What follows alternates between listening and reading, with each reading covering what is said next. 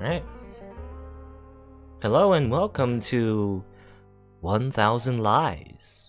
It's I guess a free visual novel on Steam, and from its description, it seems like it's a romantic comedy with psychological elements. I don't know.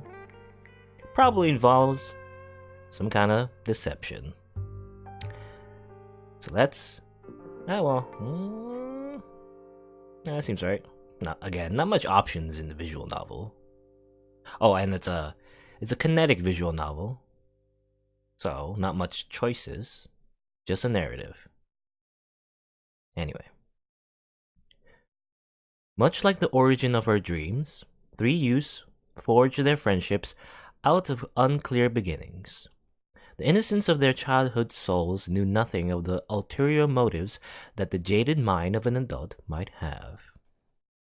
It's a pity that no decision knows of virtue, a fabrication which lies beyond the chromatic spectrum of consequences that adults insist on simplifying only as either black or white. So they maintain that lies should not be told. Lying is wrong. With empty words, they wage their futile battle against human nature, pretending to know what they speak. It's ironic how, rather than erasing lies by teaching us not to fabricate falsehoods, we learn to make them better. After all, who honestly seeks the truth? We only open our ears to our confirmations of our biases. And that's strange, because in my opinion, there's no one who is more sincere with their words than the greatest liar of them all.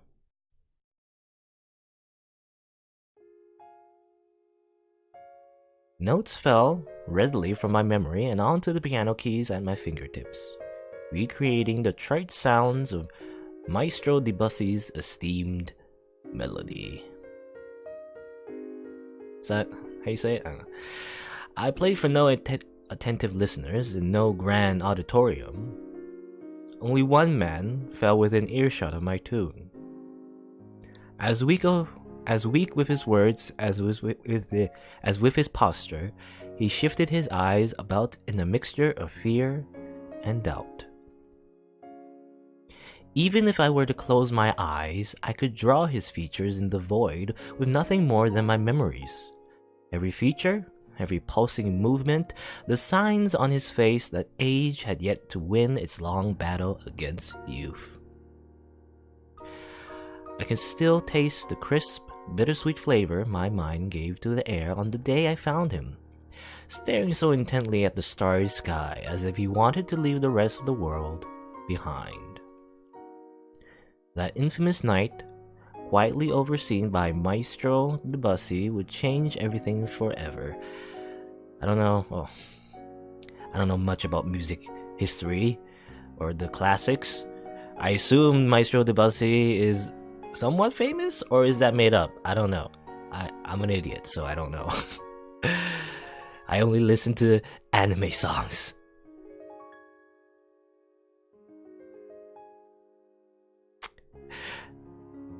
Come on, wanna go see how haunted that mansion really is? The boy could hardly contain his excitement as he spoke.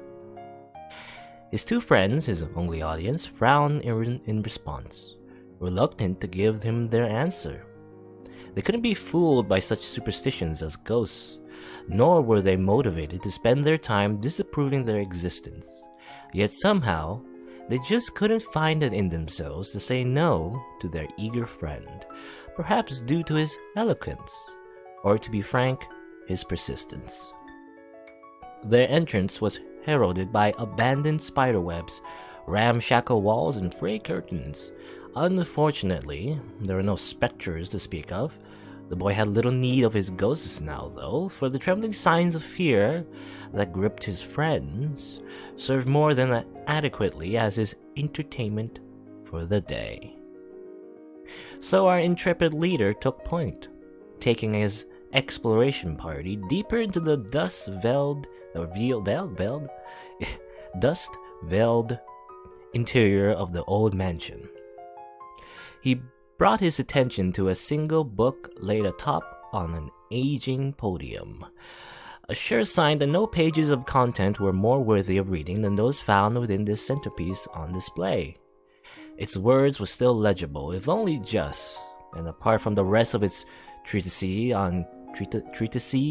on keeping close relationships unbroken, it offered a dire warning. Desecrating that which does not belong to you will bring nothing but punishment. That which you love will inevitably become the greatest of your fears. When, during the syzygy? Is that a word? Syzygy? I don't know. 3 elements must become 2. Which one will you discard? If that had been a spell from a witch's book, 3 youths lacked the knowledge to understand it, and unless they would soon regret having brought to life the words upon the page. What's going on? We were playing piano. I assume the protagonist playing piano with someone, and now we're in a haunted house. This is a memory? I'm not sure.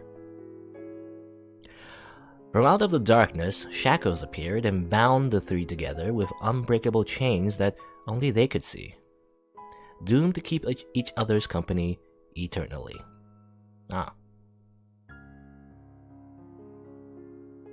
And we're back at the piano. Hey, do you think I could learn to play the piano? Are you serious? Why should I bother to teach you? You had more time to learn than I have. No, it's not what I meant. I was just curious. Well, it's a simple question with a long and complicated answer, so here it is. No. That's rude. What? Why not? Do you really need me to spell it out for you? You're an expert.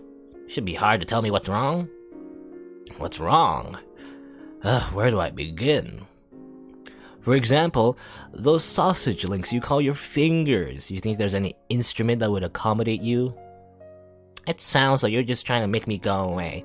I've never heard of anyone not being able to play a piano for such a stupid reason. Suppose that depends on your goals. You can bang away your keys to your heart's content, for example. You're not very good at this pep talk thing, you know?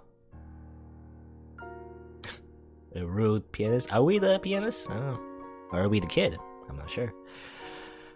It was a strange spell which bound the 3 youths together. Oh, we're back here. We're back in the haunted house.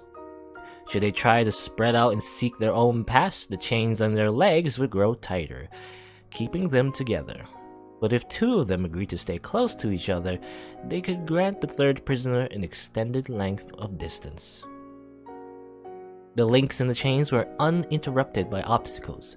They only enforced the proximity by which its prisoners must be held. Still, they could find a way to live with their curse with none but themselves being the wiser to it. And how could anyone believe that 3 friends have been physically bound by a chain which eludes the sight of everyone but its prisoners, passes through all obstruction, and is untouchable to anyone else? Well, I think it's not a literal chain. Under the premise that they used to spend all their time together, none of them thought this incident would harm their lives too much. Using their imaginations, they could manage some way to go on with their lives. In time, a change came upon them, just as the origins of their friendship remained unclear. So too would it be difficult to pin down just what had kept them united. The light of their childhood innocence would die a slow death. Or perhaps that even that innocence was another lie, fabricated to disguise their selfishness. These were the thoughts which plagued the leader's mind as he began to silently observe the faces of the ones he once called his friends, who had now become unrecognizable to him. And unable to find the words to form his apology, he chose to simply run away.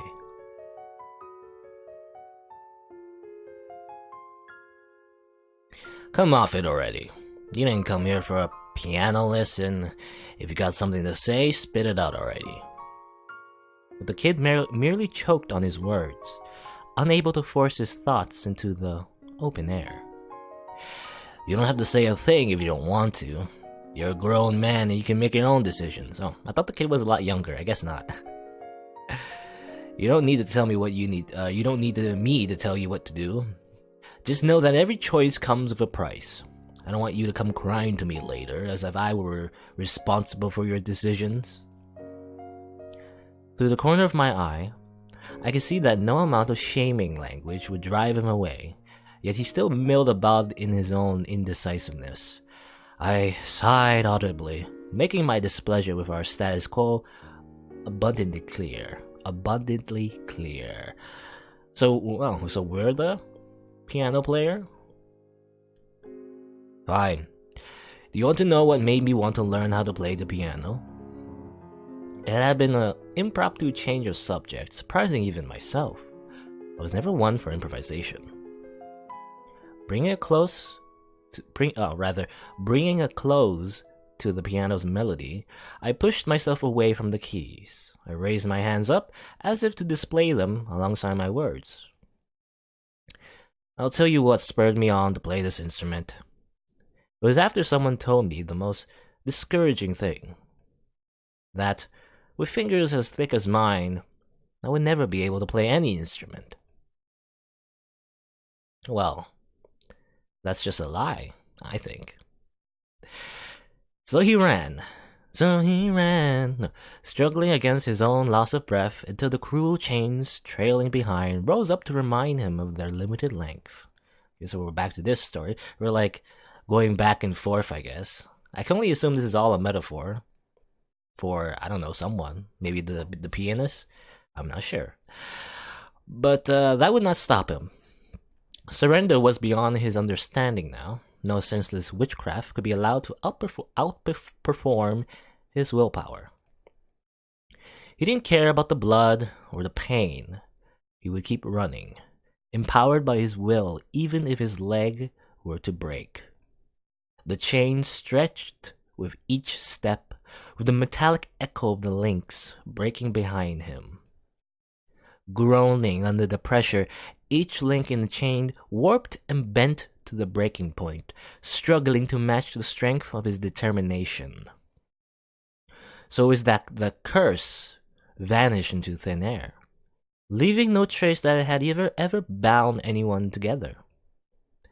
Only then did he return to his senses to find what he had bled and suffered to gain: solitude in a barren land, bereft of his peers. Even his footsteps had vanished in the trail behind him. He was truly alone. Never again would he be able to find the important people he had lost. 1,000 Lies. Chapter 1. That was the prologue. I can only assume the story about the haunted house and 3 friends. I guess that's just all a metaphor based on a story that should be true. What? Basically a metaphor of someone who's, I guess, lost contact with his old friends, maybe. You know? They moved on, they, went on different paths, I guess. Anyway. Endline. Endiine? How do I say that? Who are you? You're Ziva? Ziva Shani. Endian? I know how you feel about me, but... I mean... we spend a lot of time together. It's fun being with you, but... you're a great friend, so it would be better not to lose that. Oh, are you getting rejected or something? Is that what's happening? I'm sorry, Endian. I don't know how this... Endian? I don't know what I'm saying. Why did you have to confess to me here and now? It's not you, it's me. Is that what you wanted to say? Okay, where? Kieran? Kieran Indian? Indian? Is that... well, that's us, right? The protagonist. But the truth is that, until now, I was your second choice. The backup in case the first one didn't pan out. Am I wrong? No, it's not like that. I swear. That's precisely the issue, Ziva. Oh, bit of a argument going on now. I'm tired of hedging my words with you, with everyone. I knew that nothing could ever be the same after confessing, after expressing how I felt. I thought you would accept my feelings and I was happy. I couldn't believe that someone like me rather, could connect with another person. Although now, I see that was all fake. I've been thinking about it and now that's clear to me. One of us has been playing with the other's emotions without considering the consequences. And now, you don't even have the courage to go back, in spite of finding out the truth. Don't you see that with the attitude we can only hurt ourselves? I thought I loved and adored you. Now, I'm not so sure. Maybe I was deceiving myself all those times we spent together, or maybe it was just my lack of experience. The only thing I do know is that we can't keep going down this painful road. Well, this all seems like you were great friends, but then love is like, romance is kind of like muddle things between you two. I feel like, you know, friendship and romance, you shouldn't really mix the two, you know. Saving just in case. You know, well, it's not like the game will crash, more like my computer will crash. That's happened before, my computer just suddenly crashed, and I don't know why. Something happened, but just in case I save.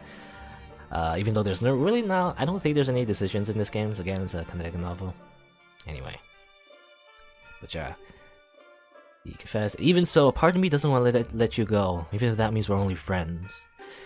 Yeah, I guess, yeah, they're arguing, because got rejected. Even knowing the suffering that awaits me. But you know, I don't know. When it comes to romance, you gotta find someone compatible, right? If someone doesn't want, you know, if doesn't want to engage in a romantic relationship, you should just let that go, right? You know, Karen? I don't know. Or Kieran, yeah, Kieran? That's how you pronounce it, Kieran? A hard C. Kieran, what are you thinking? How could you say something like that? The whispers spread throughout the classroom. I guess there are other students here. That's awkward. As expected, we've become the center of attention, and students from all the nearby classrooms crowd around to eavesdrop. The pressure put on me by the current situation makes my legs begin to shake. Still, somehow I manage to look calm and composed. Well, that's what you think, I guess. Who are you? Us? Aldwin? Come on, Ziva. Kier. Let's take a minute to calm down, okay? Don't you think it'd be better to talk about this later? The next class is gonna start any moment, I don't think. You're the one to talk, Us. Everything is your fault, after all. Huh? What did I do now? You're the teacher, apparently? So you already know. Or so you already knew. Nobody told me. If that's what you're worried about. I figured it out on my own. I just had to put the 2 and 2 together. I don't think I understand what's going on. Would someone care to explain? Yeah, Ziva, do it. Explain it to him. I wouldn't be able to forgive myself if I ruined the lives of my 2 best friends because I was selfish. I've already been rejected. Are you sure about that, Edian? These weird. Well, it's weird to me, basically. I've never seen these kinds of names before. Indian. I don't want to. Ziva puts her hand on my shoulder as she tries to cheer me up. I nod at her to indicate that she can continue. Then I choose to walk away, leaving them in silence. Pushing my way past the crowd of students and the teacher, I head into the hallway without ever looking back. I'm running away, I know. There are times when being a coward is the only way to survive on the battlefield. I guess. I guess love is a battlefield. From the hallway, I can still hear what's happening on the other side of the door. I can hear the woman I love declaring her love for another man. Oh, so that's what's happening. A love triangle. Classic. The students inside the classroom suddenly erupt in various noisy reactions. The combined sound deafens everything else. Even then, there's still a sound I can't ignore. My heart is broken, leaving me feeling empty inside. How foolish. I'm no more than a feeble cuckold, resigned to never leave his nest. Harsh. My soul is sinking farther into the drain of desperation while the world keeps spinning. I'm unable to bear the sound of everyone else's happiness. My sanity is blinded by jealousy, which in turn causes me to retreat into loneliness. I'm not even a third of the man I used to be. For what reason should I keep this farce up?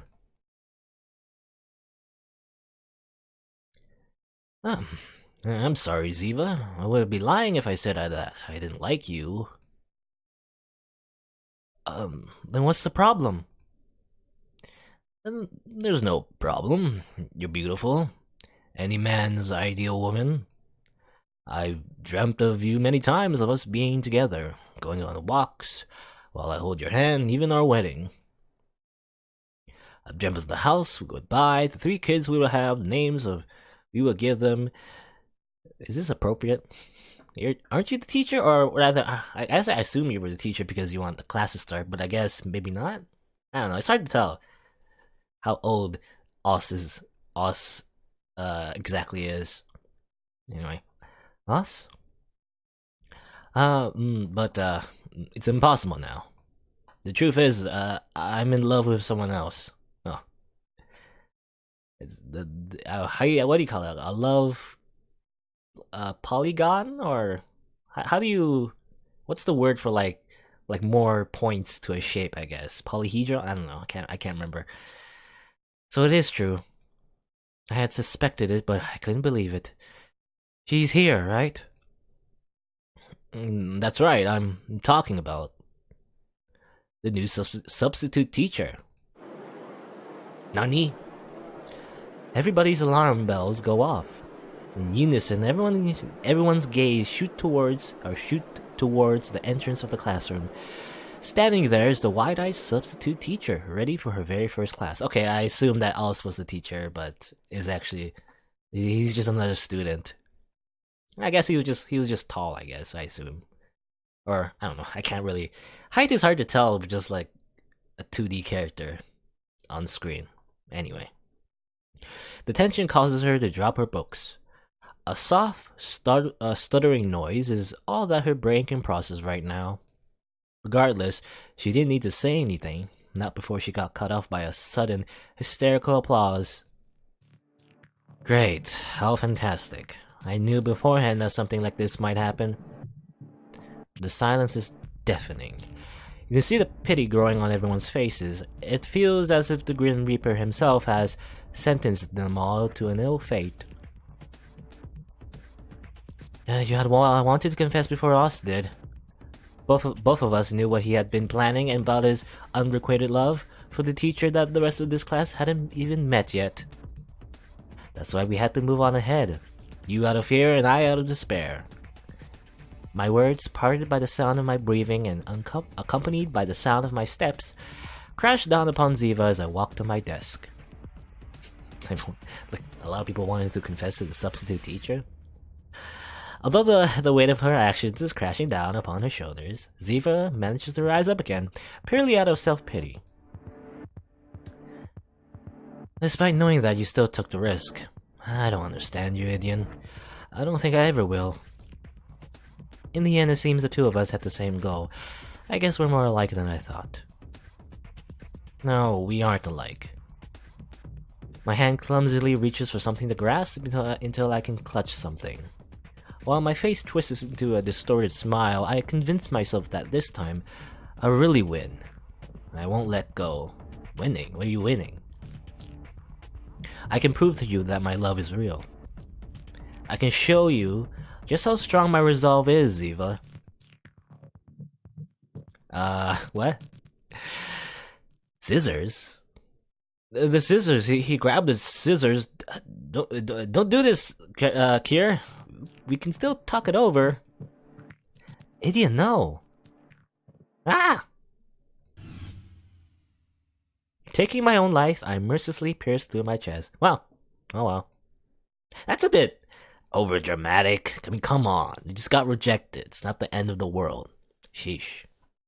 I thought I was empty inside. But I guess, and it was hard to think when you've just been, maybe you staked a lot of emotion behind this confession, putting all of your heart into it, and getting rejected is a very, I don't know, admittedly, it's hard to think rationally when something emotional happens to you right there and then.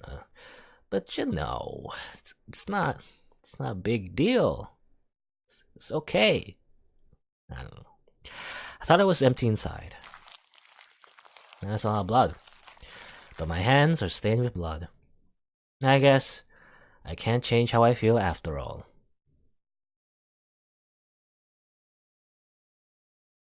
And also, confessing in front of the entire class, I mean, doesn't that put a lot of pressure on the other person? We should think about the other person too, Anyway, goodbye. Ziva, well, I guess we're dead. That was a little sudden. I guess the game is... Oh, no. It's over! Mission accomplished. Edgin is dead. Hooray, hooray! Everyone's cheering. I don't know what's going on. Thank you all. I hope you had as much fun as I did. The spectators begin to clap. Now okay, maybe it was all just like a play. Acting something, like they're practicing, they're rehearsing something, I don't know. Due to Ziva's popularity, she receives the most attention. You can only hear them cheer her name. Seeing her play that kind of role is something new and bold, something the audience excitedly welcomes. A job well done! There's no better way to start the day, right, Capanro? Alice helps me get up. Then I shake off the ketchup on my clothes. My shirt is a complete wreck, but what could I do? There's a small price to pay in exchange for some laughs. We aren't known as the class clowns for nothing. We eat pranks like this for breakfast. No, you weren't yourself. You're beating around the bush too much. What the hell was that with the wedding of the kids? Believe me, bud. It's not every day that you get a confession from Ziva, even if it was just acting. It's totally normal to start picturing things like a wedding or 4 future children together. Wasn't 3? A lot of things have happened since then. Capanro, I can't. The only language I know is English. Yeah, I'm not even great at that. Anyway. Ignoring my friend's reproductive capacity in his dream world, I try to get the class's attention. The show may be over, but MSC still has something left to say. Please listen. I have something to announce. Be quiet until I'm finished. Ladies and gentlemen, and us. Hey, how am I not a gentleman? Thank you for coming to our little production. I do hope you all enjoyed it. But we mustn't forget whom we dedicated this practical joke, someone who also had a small role to play. A round of applause for our already beloved substitute teacher. Please come up to the stage and introduce yourself. We don't even know your name yet. The target of all the shouts and whistles, our victim, stands petrified against the wall, even paler than before. It's quite an elaborate prank, I guess. At first she appears frightened, then she frowns, and then finally she scowls and begins to puff air out of her nose like an enraged bull. What other reaction would we expect from our little prank? Right, the 3 of us end up in the principal's office. 1,000 lies. I guess the title of the game. There's a lot of lying going on. It's now recess at Dujane Institute. Dujane? Us and I go for a walk outside of the school grounds, wandering with no particular destination in mind, though through the street that serves as the heart of our small town. It had become our routine. It's not even that big in the first place, but we live in a modest European town whose inhabitants thrive off a rich history and modern-day political lies. I've lived here my entire life, and the only positive quality I can think of is the fresh, unpolluted air. In other words, it's really boring here. Boring means nothing like horrible is going on, so that's a good thing, I think. Although it's still better to die of boredom than to try to deal with those little brats back at the school. Damn, I never expected for it to end so badly. I didn't think it was a big deal. Even though we're pranking everyone more than often than before, I haven't done anything too terrible. I guess that's just the risk we took with doing it to a new teacher. Some people take life too seriously. The comedian standing next to me is Aldwin. He's a perverted, narcissistic guy who can't decide whether he loves women or his own reflection more. He calls himself a lady killer, and I can confirm that's true. It's in a literal sense. From shock and terror, usually. Well, to be honest, I know he has a reputation as a womanizer around the school, but from what I've seen, I'm skeptical. He has stuck to me like a parasite ever since I transferred to this school a few years ago. Since then, just like with our little play, we've wasted our time pulling pranks and being dumbasses together. I'm just faking it, but he really has a natural talent for it. Because of our infamous endeavors, no one can take us seriously. That's why we're known as class clowns above all else. Like the boy who cried wolf, I guess. You know, if anything actually serious happens, you know, are they gonna believe you? That's the disadvantage, you know, playing pranks all the time. In all the years we've been studying here, we've never gotten into any major trouble, just sometimes getting lectured or complained at. The fact that Oz, although it may seem impossible, has the highest grade in his class probably has something to do with it, so he's smart. And I'm just a pretty face, I guess. I'm a lucky guy who knows how to escape before the smoke sets off the alarm. But it seems we scared the new teacher a little too much, especially by pretending she might have an immoral relationship with a student. Well, yeah, you can get fired from something like that, is the thing. But what else should we have expected from an age that places precedence on political correctness? Real issues are shrugged off while everyone is off living in their own bubbles, dreading that someone may try to pop it. Well, I mean, come on. It's not... I don't know. It's like, I can understand that people, like, don't want to talk about certain subjects, because, you know, it's uncomfortable. But at the same time, yeah, it's true that we should, you know, be critical and actually talk about those, you know, hard to talk about, I guess, subjects and topics, right? Especially in educational institution, where you're supposed to do that. Anyway.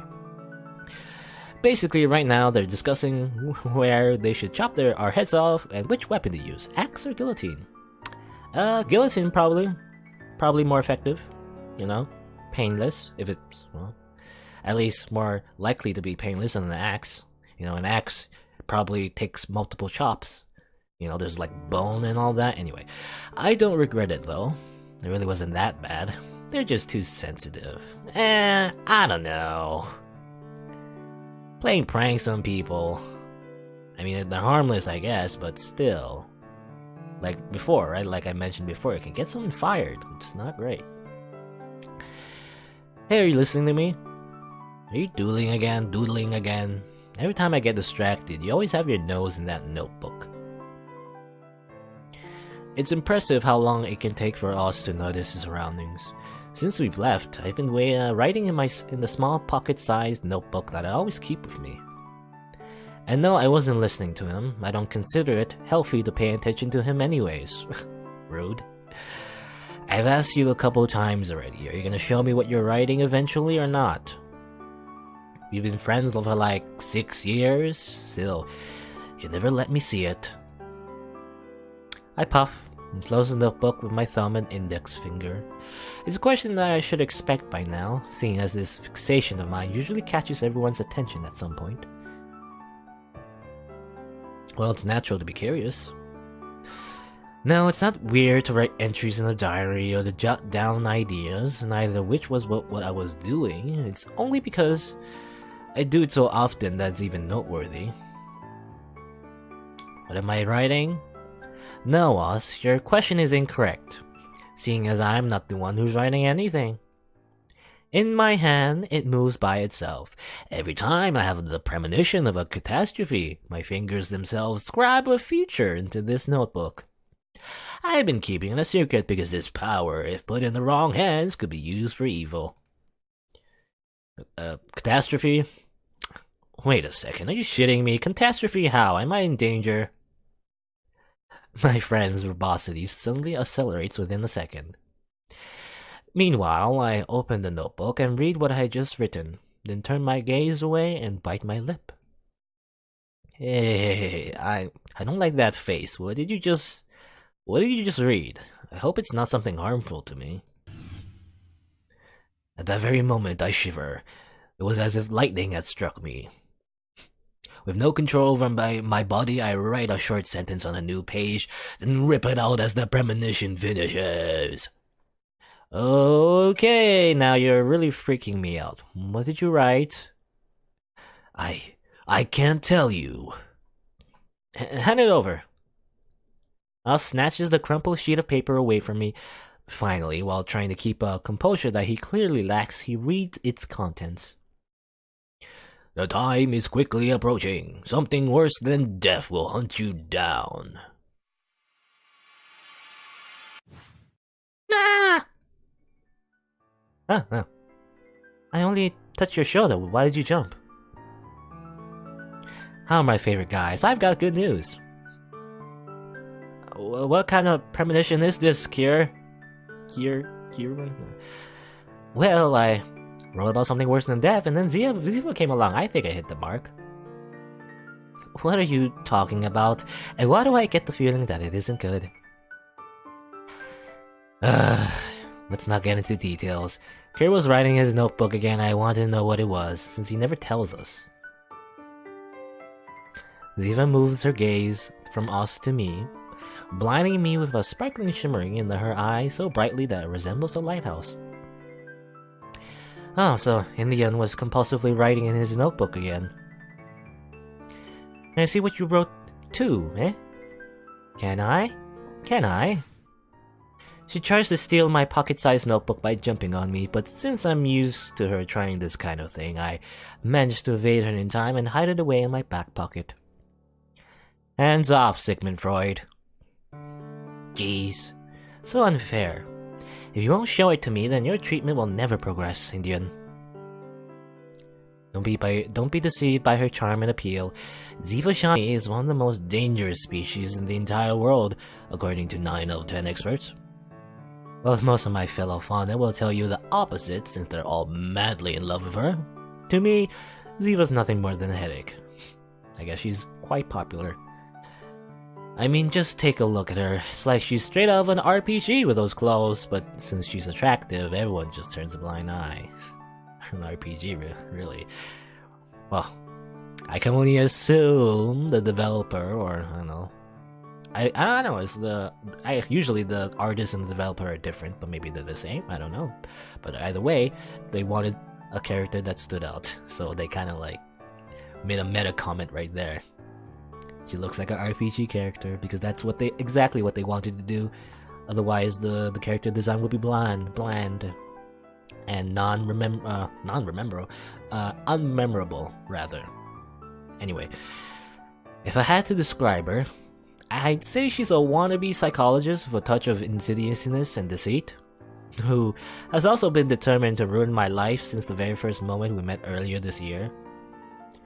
Her dream is to go to college and focus on the studies of the human mind, and what better practice than experimenting with mine first?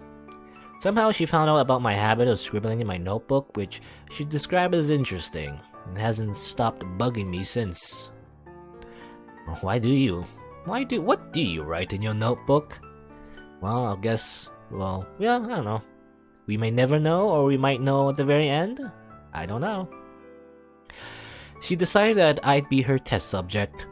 Not a week goes by where she doesn't try to psychoanalyze me or fish my paper scraps out of the trash and read them. Even worse, sometimes she tries to steal my notebook so she can discover its secrets. Again, what secrets do you hold in your notebook? I can only assume not much, actually. you know, reading the atmosphere and the mood of this game. I assume it's just not really, not that much really. He's probably writing, I don't know. What would he be writing? Let me guess actually. Probably he's just writing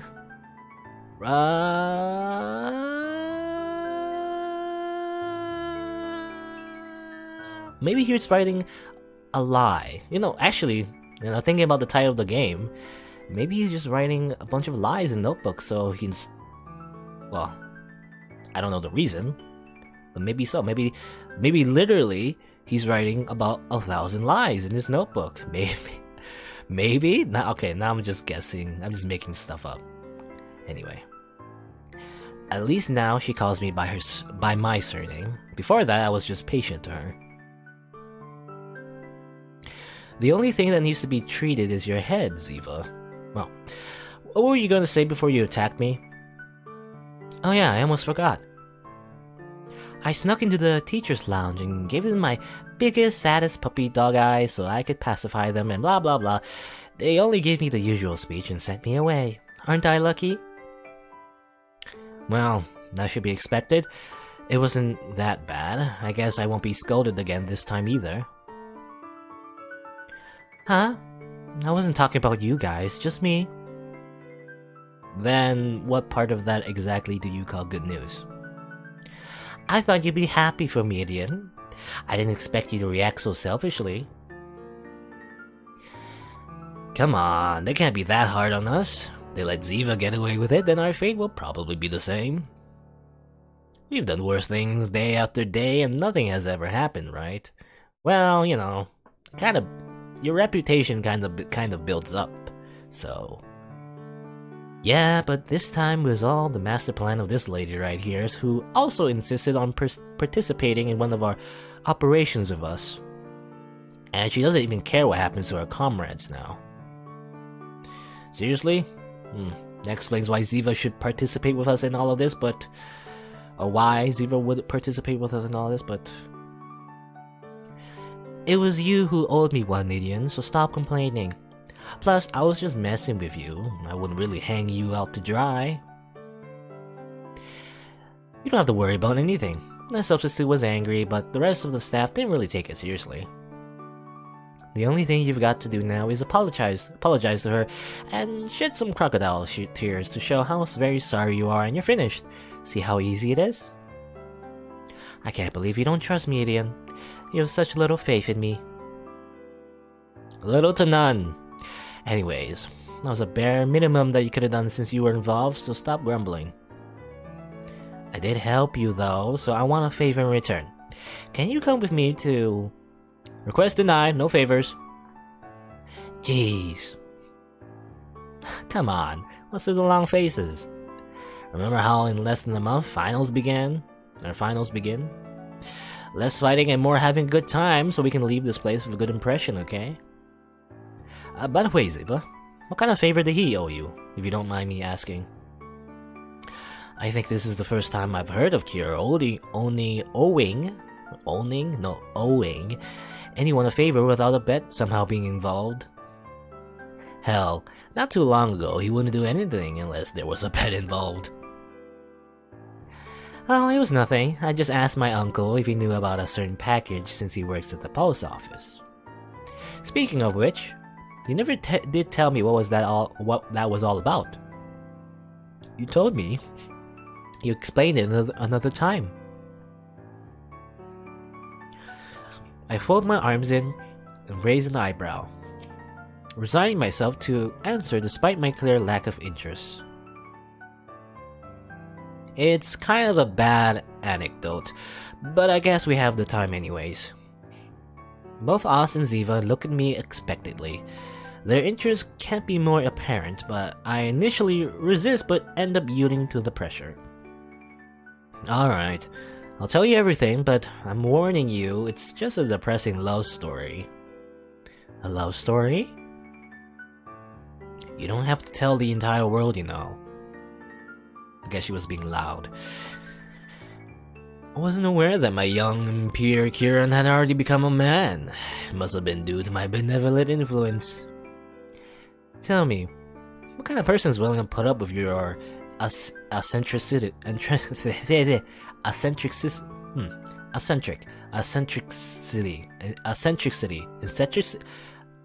I can't say this word. Eccentricity. Capanro mio? Capanro. So I'm using those words. Capanro mio? Is it? I'm assuming it's Spanish? I don't know. I never learned any kind of Spanish at all, so. Or, well, I'm assuming it's Spanish. I could be totally wrong, so. Anyway. Hey, I always have to put up with you, and I don't complain. Quit joking around. But you complain every single day. Could you please stop beating around the bush? Okay, straight to the point, I get it. I clear my throat before starting.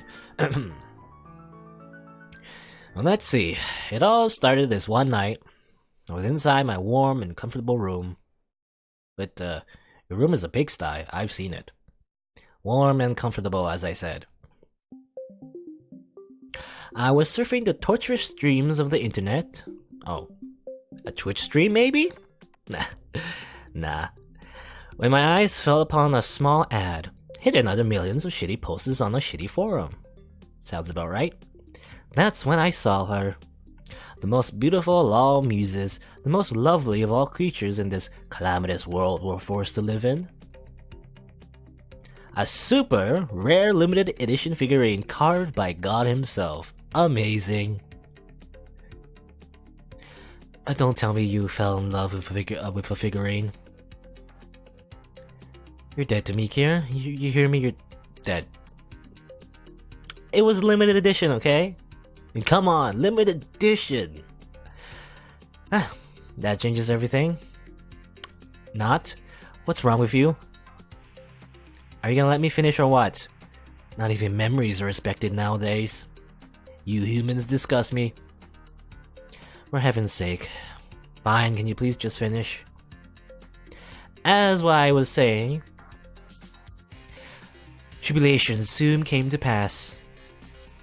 Its price, much like its charm, went beyond the realm of reason. However, I didn't let that stop me, for my love of those 4 inches of hard, solid, shapely plastic outweighed the death knells of my wallet. Although I had now condemned my soul to future insecurities, my heart was afluttered with grace and I hit purchase. Now I see where all of this is going. Huh? Seriously? Well, he never got his delivery, that's why he asked me if I could ask my uncle to check it out. But that doesn't make sense. Couldn't you just ask the post office yourself? Well, here's the problem. I didn't order it under my name. I kinda bought it with my dad's credit card without him knowing about it, kind of. So, I can't even pick it up. That's the drama I've imposed upon myself right now. You can leave your snot rags and tear tissues at the garbage to your left, thank you very much. Now, a round of applause. Clap, clap, clap. You stole your father's credit card. What a model son you are. Yeah, I'm not proud of it, you know. I regretted it afterwards. I plan on paying him back, but I can't do anything if they lost the package. The weirdest thing is how on the website I ordered it from, the shipping page instantly indicated that it was delivered, signed for and everything. How's that even possible? Even 1-day deliveries takes quite a bit of time still. I don't know, but there's another mystery. So your phone is one of those high-tech ones with internet and stuff, right? Can you lend it to me? Sure. Give me a minute. Don't tell me you don't have internet on your phone in this day and age, idiot. My phone was more useful as a hammer than for communicating. Look at the biceps I got from carrying that thing around. Well, the truth is that it broke not too long ago and now I gotta buy a new one. But I'm lazy, I'm in no hurry. I'll get a new one when the sale comes around. What an old timer. How is it even possible for someone to live without a smartphone nowadays? You can come back to the future anytime now, McFly. I also have like an old phone that's, I guess it's a smartphone, not tech. It's not really though. It's a really old version of a smartphone. So, you know, I never really replaced it for like, how many years now? Like 5, 6 years maybe? Something like that. It's a really old phone. I don't really use it much though, so. Don't try to reason with him, Ziva. He's a lost cause. Here you go, Kier. Do you know how to use it? Austin then shows me an app to check my email, which just like I asked him to. I entered my email address and password with ease on the touchpad and opened the very first email in my inbox before pressing the screen to my classmates. Is that a threat?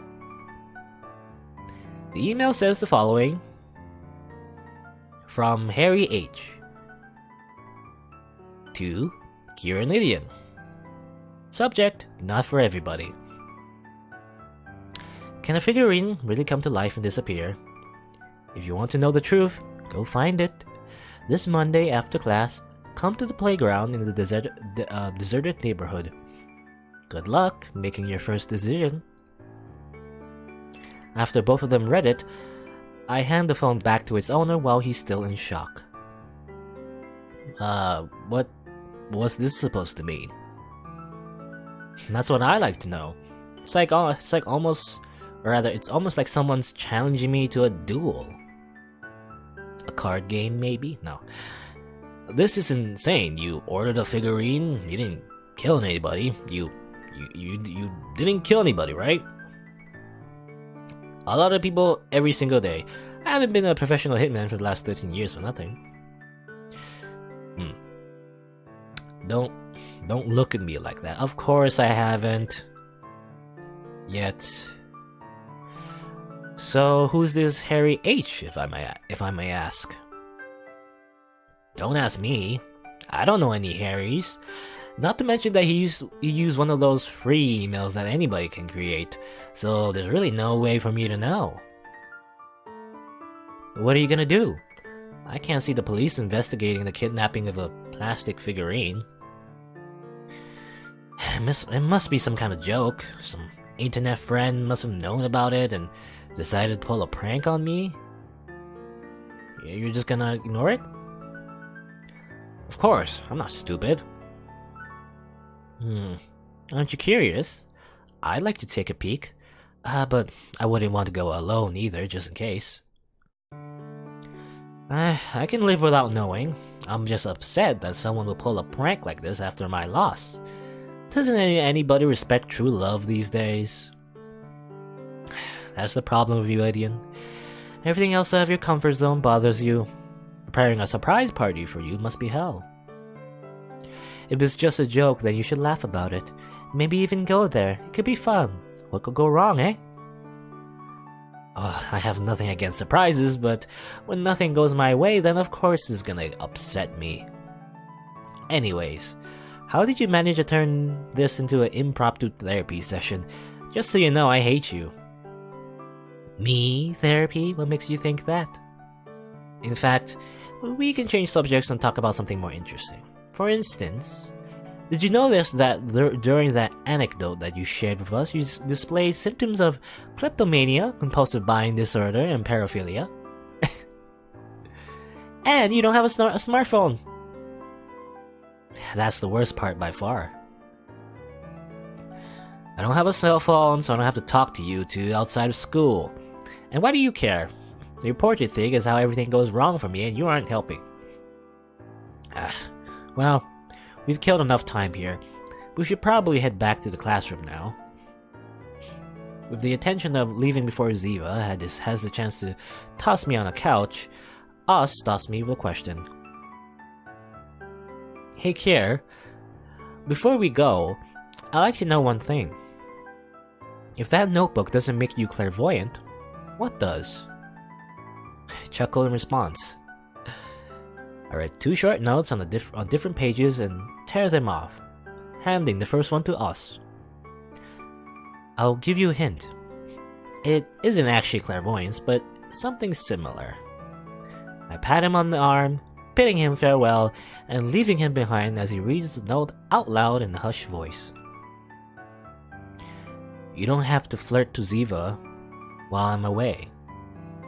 Or you don't have to flirt with Ziva while I'm away? I'm looking away? No, what do you mean? This is more like advice than a premonition. And bad advice at that. Did you say my name? Did he write something about me? Let me see it. Maybe I can show up with some symptoms. Edian shows, using my deductive abilities. Speaking of symptoms, how are yours, Ziva? What do you mean? That love sickness you suffered during our little play. It's possible that you suffer some after effects, you know, and I just happen to know of a good remedy. Oh, now us is delirious, that's cute. We'll treat that some other time, okay? Ziva walks away, leaving the lone reject behind as he puts his hands in his pockets and sighs. It's then that he finds the second scrap of paper that I wrote, which I had slipped into his right pocket without him noticing. Because she'll turn you down anyways. Impossible. It's unfair that you can predict these things, Kier. You've won this time. Oh, so is he writing predictions instead? Or is that just a one-time thing? I don't know.